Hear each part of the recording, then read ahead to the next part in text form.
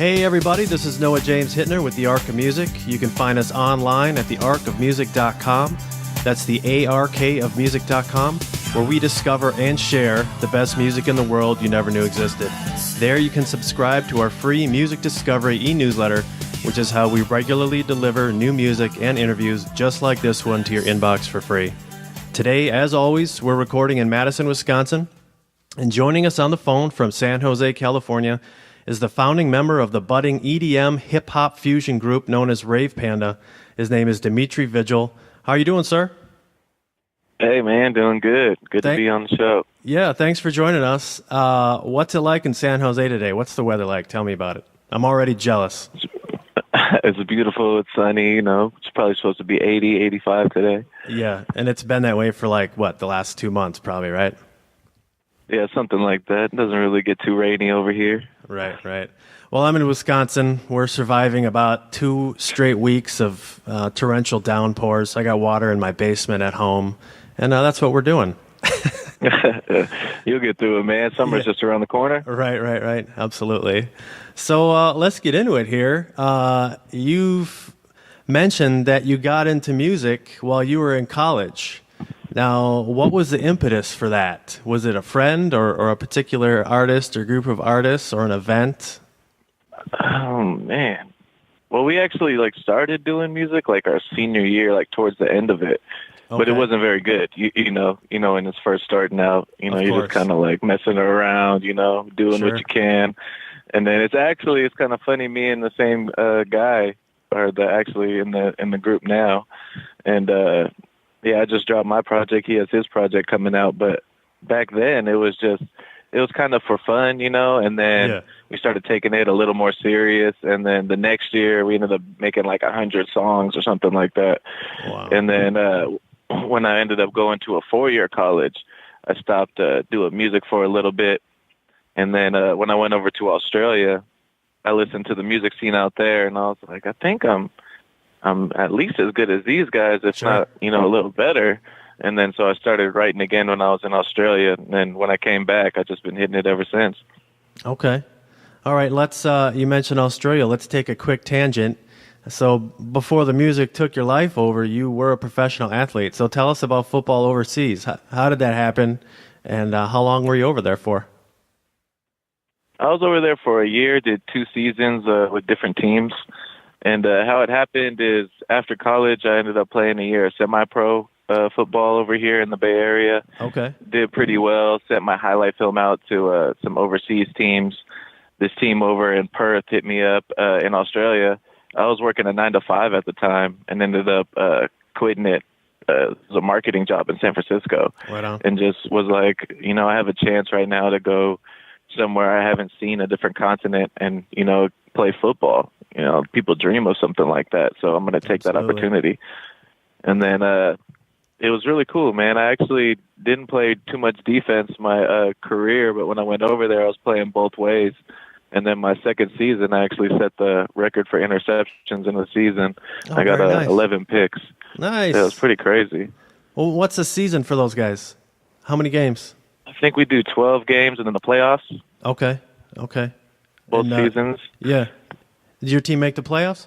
Oh, yeah. My team in Perth, we were crazy. We went 14 or 15-0, won the championship. Oh, very nice. And then my team in Melbourne, we lost in the championship on some special teams errors, which is unfortunate. But, you win some, you lose some. Sure. So you get back from playing pro ball, and you decide you want to make music your life.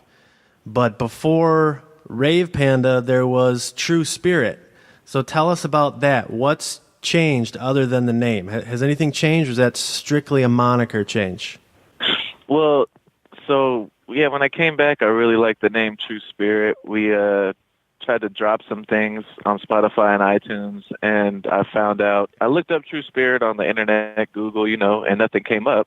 And then when I ended up dropping music, I found out that there was 3 or 4 other people dropping music under True Spirit. Okay. And they were not the same genre. So there was a country singer on there. There was a gospel group. Oh, wow. There was an instrumental from Africa type sound. It's actually pretty good.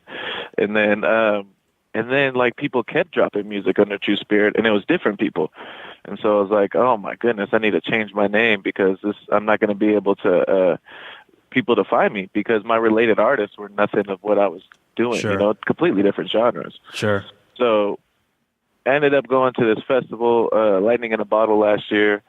And I usually go to festivals wearing this little panda hat, and then I have LED shoes, and I'm dancing around all crazy, you know, me and my people. And so, like, a couple of years ago, people started calling me, like, the Rave Panda when I'm at the raves. Like, they just see the panda hat, and, like, we're, like, easy to find. Sure. And then, so we just kept running with that. So it's the same philosophy, same music as True Spirit, just a different moniker. A little different music. I've developed a lot. Like, True Spirit was more like... I feel like he was more, because it's kind of like a personality you take over when you're in the booth. He was more like a political statement, you know, like deep dive in the lyrics type thing like that. Yeah. And then the Rave Panda, like I'm going to give you some spiritual stuff, but I'm going to do it in a catchy way. Sure. And that's like trying to find a balance. And the growth has been amazing since then. Like now I'm singing on some songs that I've never sang before. Yeah, yeah. And shout outs to my producer because, my man Johnny Garza threw that auto-tune on there, and it was a game changer for me. Sure. Speaking of the production, wow, dude, no bullshit. The production on these 18 tracks is ridiculous. You already know that. I'm not telling you anything you don't know. But my question is, are you guys producing these beats yourselves or some of them? And if not, how many producers or beat makers are you working with? Like, who's putting this stuff together consistently? Yeah, so for this project, there's my guy, he's over in London, his name's Cinema.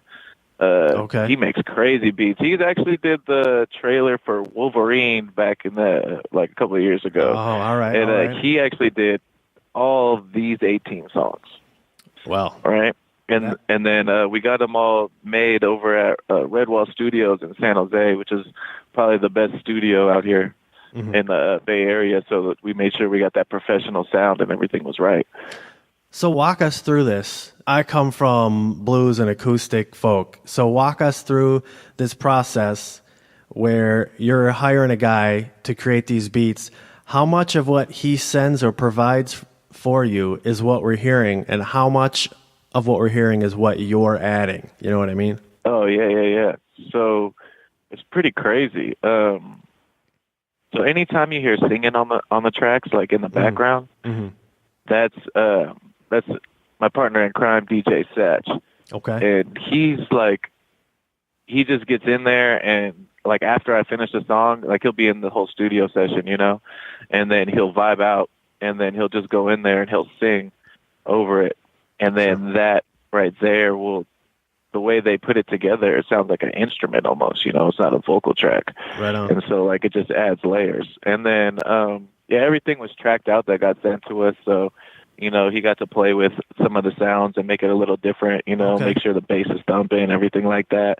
But Cinema has like thousands of beats. So like I had a huge catalog to choose from. Yeah, he's a chemist. And then, yeah, exactly. He even does country beats, reggae beats, everything. He's crazy. Right on. But I wanted to have a nice little healthy mix of some like little heavy EDM tracks, but then still hip hop. He has like a really niche vibe of this like hip hop pop sound where he still throws in some EDM synthesizers. Okay. And I really like that. Like On the Move On Past You is a good example. Like that's like a pop song, but it has like some EDM elements. Name a couple of tracks where you guys added the most. Was there anything, actually different question, were there any of the tracks where you were actually adding musical elements yourselves, like you wanted to sort of change or tweak something a little bit more? On this project, we didn't have to do much, to be honest, but we have other projects coming out where we're doing everything. Sure. Yeah, and DJ Satch makes beats and everything like that. So his project that's coming out at the end of the month is all his own beats. Yeah, this guy, like Cinema, is just real professional, man. I mean, if you're an independent artist and you're trying to get like reasonable beats, you know, that slap like the professionals, you know, he's definitely someone you should check out. So let's talk about album support. I know you got a few things coming up here that you're going to be doing for the public. Why don't you tell the good people listening where they can come and see Rave Panda performing in the near future. Right. So we're doing a radio show over in Fresno in 2 weeks. That's going to be pretty cool. And then he's booking us for either a club performance or a day party. That's pending. We're trying to figure that out. Right on. We'll be in San Jose June 8th. This is a big one. We're opening for Mac Mall. Okay. That's one of Mac Dre's like buddies. You know, it's old school hip hop. And this is going to be a big day for us because this is going to be DJ Satch's album release party. Oh, that was my next question. And, okay, very good. Yeah, and then we have we're going to have a booth set up so you guys can come get the Rave Panda gear. We got the dad hats, the shirts, and then the album, of course. And then yeah, that's going to be a big one. And then in July, right now, we're setting up another event, like the July 6th, I think he said. And then that's going to be, we should both be performing that one. Like we'll have an EDM set and we'll have a hip hop R&B set. And that's going to be over in Fresno. Here's a question we like to ask everyone. In some unspecified amount of time, let's say this musical endeavor of yours completely takes off. What does that look like for you exactly? Do you have that sort of mapped out in your mind? Absolutely. Like, I think you have to come prepared when you're trying to get into this. And then especially if you're going to try to do this independent, like you're spending a lot of money if you want it to sound good, you know, and right.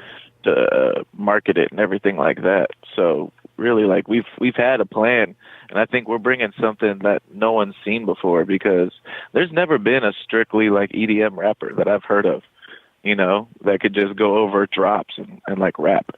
And then I've never seen, a group that can do multiple genres. So, you know, because I'm on 5 of DJ Satch's songs. Mm-hmm. So, you know, we got the hip hop and R&B and EDM right now, and we're going to keep going. And then we'll both be on the stage together. So it's like, I've never seen, you know, like an Ebony and Ivory group either, you know, on stage. So I feel like we have just something completely new, and it's for the masses, you know, it's for everybody, you know? Yeah. Yeah. You know, I was listening to your album and, obviously enjoyed it very much. And I was thinking to myself the whole time, why hasn't anybody overtly tried to do this out loud before? You know, it just seems like common sense, but it really hasn't been attempted, like you mentioned. Well, it's the first reason I don't think people try it too much is because the first thing is it's hard. The BPMs are way higher. Right. So when you're writing to an EDM song, like you got to actually put a lot of time into it. And how most people do it nowadays when they do a song with Calvin Harris or Steve Aoki or whatever it may be, is usually they'll have like a simplified version of the beat, like a skeleton. And then, you know, they rap or sing over that. And then they add all the crazy stuff in after. Sure. And I think I'm going to be the first cat where you could send me it crazy already. Sure. You know, and I can write to that. But like rapping over a drop is like super insane because even though the rhythm's the same, it's like so inconsistent, and you know you have to be able to still sound smooth and not mess with the drop and let the drop do its job, and still be able to say stuff over it without ruining it. You know what I mean? I do. Like it's a thin line. Yeah. Well, I admire the ethic that you got going on. Appreciate it. We're gonna do a couple desert island questions here. These get kind of tricky, so bear with me. So basically, if you're on a deserted island and you could take one album with you, only one to have with you to listen to for the rest of your life, what would that album be? So this is sort of another way of saying, what's the greatest album of all time for you? I mean, this might be a little controversial at the moment because it's a Kanye West album, but My Beautiful Dark Twisted Fantasy is still my favorite album to this day. Yeah, I got no problem with that. I think some of his early stuff was game-changing material for sure. Yeah, he was always a step ahead, you know. If he would have dropped Yeezus now, like, that would go crazy. All right, next question. This is a little tougher. So, same type of deal, deserted island. You get to take one song with you to listen to for the rest of your life. A single song, a single. What would that be? Oh, man. I'm taking Inner Bloom by Rufus Du Sol. Okay, very nice. That might be it's just a masterpiece, 9 minutes long, you know, and it always makes you feel good. So you could use a song like that out on the desert island. Sure. Island, you know? Sure. All right, last question. You get to collaborate with anyone, dead or alive. Who would it be? Avicii. Oh, very nice. Well, rest in peace. He made some amazing music. Yeah, for real. All right, and that's going to do it for us today. Thank you so much to Dimitri Vigil of Rave Panda for joining us again. The name of his new album is Rave Panda. Please go to thearcofmusic.com and check out the album. There you'll find all the links you need to listen, watch, stream, and download the 18-track mega album. Thanks to all of you out there for listening, and please don't forget to sign up for our free Music Discovery e-newsletter. And just a quick reminder to all of you hardworking musicians out there, if you're looking to have your album or single reviewed on the Arc of Music, simply visit us at guaranteedmusicreview.com, where you can order a professional, timely review and interview. Until next time, all the best to all of you. Take care.